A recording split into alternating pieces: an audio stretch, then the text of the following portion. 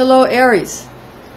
Dangerous times are ahead this month with Mars conjunct Neptune on the 20th and the Sun leaving Capricorn to ingress into Aquarius on the 20th as well. So let's see how your ruling planet of Mars affects you, Aries, in the areas of love, money, and health. I'm Pastor Rosemary. Thank you for joining us. This is an angelic horoscope transmission from your Aries angel Melchiel, who resides over your cardinal fire nature. These are his transmissions for you: love, money, and health. First, the love transmission, of course, the most important. His love transmission, he warns that there are going to be arguments and fighting this month. And he's saying that it's going to culminate around the 20th of the month, and people are going to want to get revenge for feeling slighted. Now, the moon is going to be at 2% light, still in Capricorn, on the 19th. Then on the 20th, there will be a new moon, and that's when it goes into Aquarius, and it'll be at 1% light. Then it'll go to 2% light, still in Aquarius, on the 21st. So during that time of the new moon, that's the 3 days of darkness talked about so much in Scripture.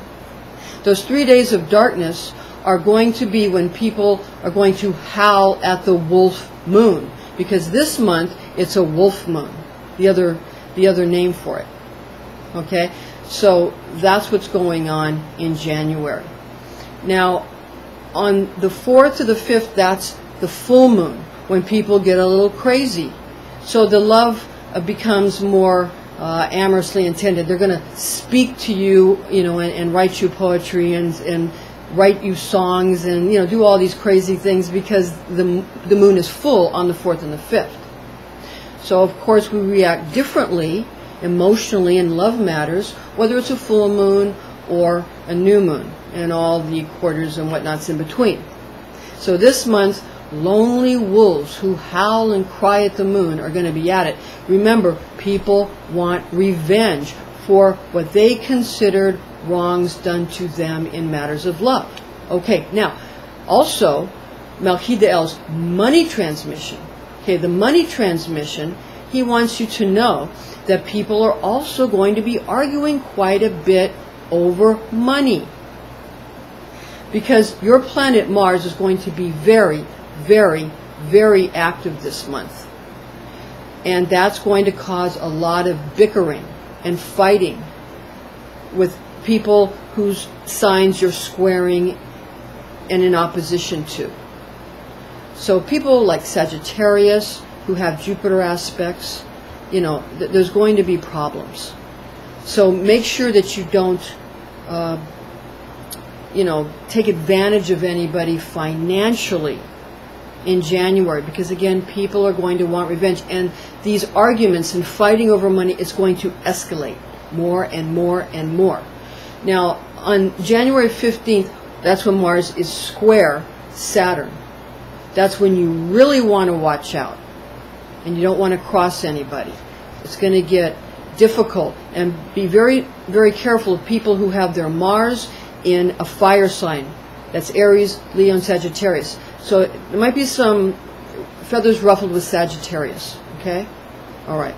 Now, the health transmission, on the 1st, Mars opposes Jupiter, setting up the path of Teth in Christian Kabbalah. And that, though, is strength, but you're already fiery and quick. So you're going to be very physically strong, but don't overdo, don't overexert yourself, because there is a tendency in this opposition for this path of Teth to sort of be too much energy for you, since you're strong already. So what you want to do is simply slow down in your anything you're doing for your health. Don't overdo, and don't do it too quickly. This is where you want maybe to utilize some martial arts or sports or something to that effect. Okay, Aries, you be calm this month. It's going to be very, very difficult in your cardinal fiery nature to be calm and not go too fast. You're going to feel very strong. And you're going to want to fight with people. Don't do it. Bad idea.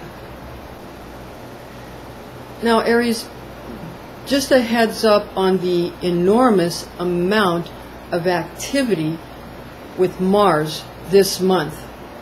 In January, it's really going to get volatile if people don't handle their martial aspects. Okay, so there's a lot of them, but I'm just going to let you know about the main ones. I've given you the main points already, but just to highlight the dates for you and why. Now, on January 1st, Mars is in opposition to Jupiter, which will affect people also with Jupiter aspects like Sagittarius and Pisces. Okay? Also, Mars is parallel the Moon in a Mars cycle, and that's on the 14th of the month. And that's people that are Cancer are going to be affected by the Moon. You're affected by Mars. Cancer is affected by the Moon. That's on the 14th. Now, Mars is parallel Saturn. That rules over Aquarius and Capricorn. Saturn does. And so Mars is parallel Saturn in a Mars cycle on the 11th.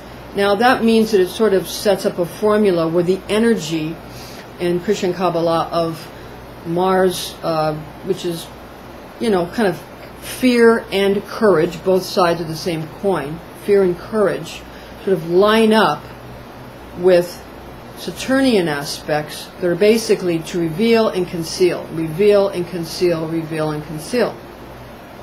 So it's like people are going to show you, it's like when people sort of rattle their sabers, like say, what you got?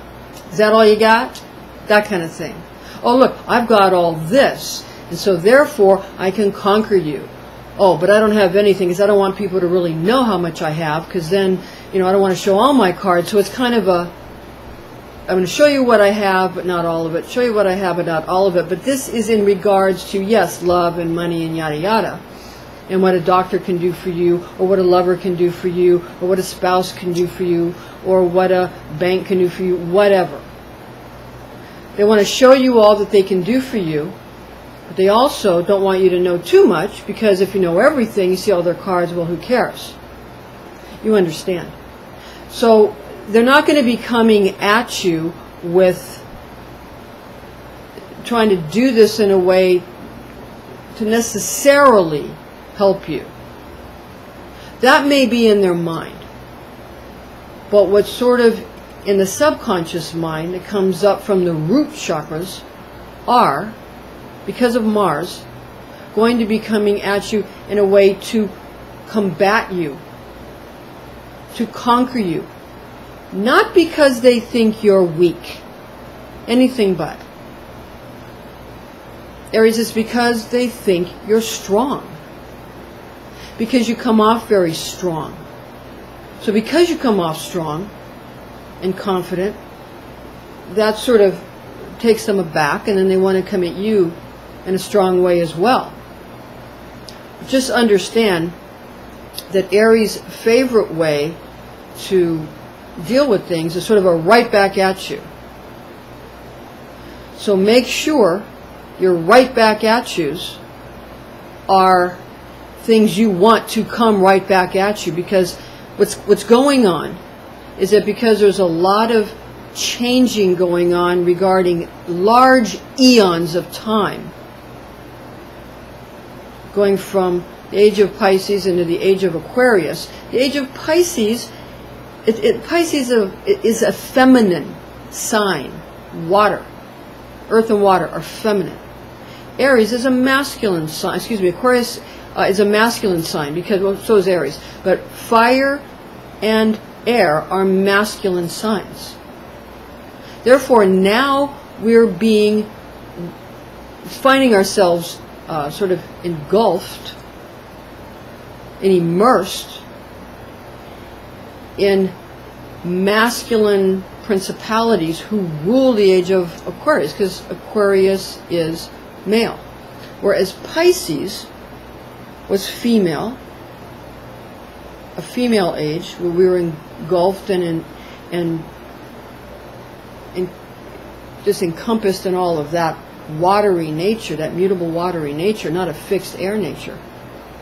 Now, interestingly enough, when we're in a female eon, like Pisces that we're done with, of course, male persons have to be the figureheads, of course.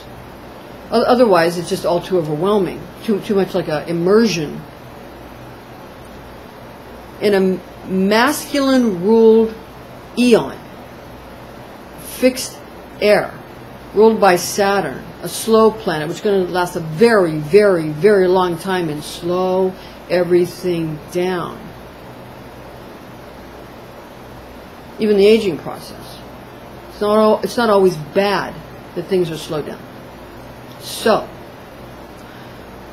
when you're in an age or an eon that's masculine, then women are going to emerge more and more as figureheads. So, and then, a man's ability to be the solid foundation becomes well known. So, of course, men and women can change hats, and when one part of the brain is damaged, another part of the brain can take over. People can live with half their brain because whatever half survives takes over all the functions. So, people are very adaptable. And the most adaptable always survives. The old saying, adapt or die. Well, we've all become very adaptable. So see this as a good time. A few other important times. January 17th, Mars is conjunct Neptune in a Mars cycle. And Mars is square Jupiter on the 24th in a Martial cycle. A lot of Mars. And Mars, this is a good thing. On the 26th, Mars is trine Saturn. The trine is going to give relief to some of the more harsh aspects and bring, especially with Saturn. And remember, Saturn rules Aquarius and Capricorn. So Aries, your relationships with Capricorn persons and Aquarius persons will improve greatly by the 26th of January. And these things don't always fall right on the day.